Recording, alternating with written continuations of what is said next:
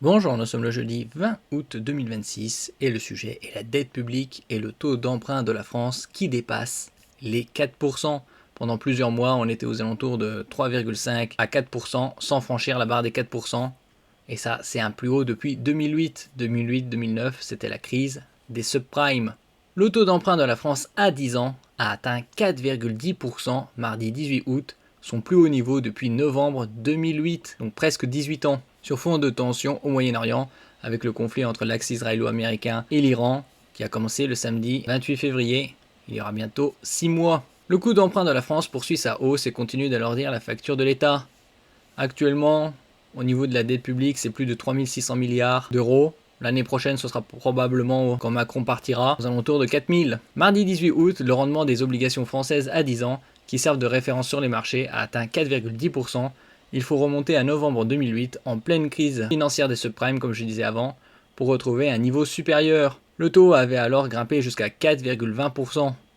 Cette progression intervient dans un contexte de hausse généralisée du coût des emprunts des États. N'oubliez pas de vous abonner pour plus de news nationales, européennes et internationales sur ce monde dans lequel nous vivons. Selon TF1 Info, les marchés s'inquiètent notamment des conséquences inflationnistes de la guerre au Moyen-Orient et du maintien des prix du pétrole à des niveaux élevés. On peut voir ici par exemple le cours du Brent à 92 $. Actuellement 1 euro, c'est 1,1670 $, donc presque 1,17 $. Ça a fluctué au cours des derniers mois entre 1,14 et 1,20 $. On peut voir ici sur ce graphe, au cours des 6 derniers mois, donc juste avant le conflit du 28 février, on était aux alentours de 71. Début juillet, c'est tombé à 70 environ, puis c'est remonté à 102 le 23 juillet, pour redescendre, et là remonter à nouveau. On se rapproche de la barre des 100 $ le baril. Concernant les prix des carburants, ils sont encore très élevés, au-delà de 2 € le litre. SP95 E5 2,044, SP95 E10 2,012, gazole 2,222, série de 2, donc très élevé.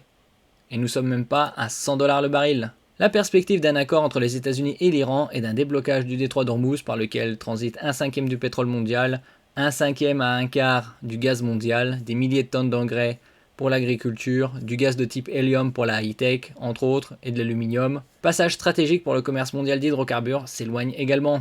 Le financement de cette dette sous pression, la hausse des taux, pose la question du coût de financement de la dette française, qui représente 117% du PIB produit intérieur brut en juillet, et sera probablement à 120% en 2026, voire plus. En ce qui concerne le déficit public, au début de l'année, il tablait sur 5% pour 2026, ce sera probablement 6%, et en 2027, 7%. Plus les taux auxquels la France emprunte augmentent, plus les nouvelles émissions de dette deviennent coûteuses.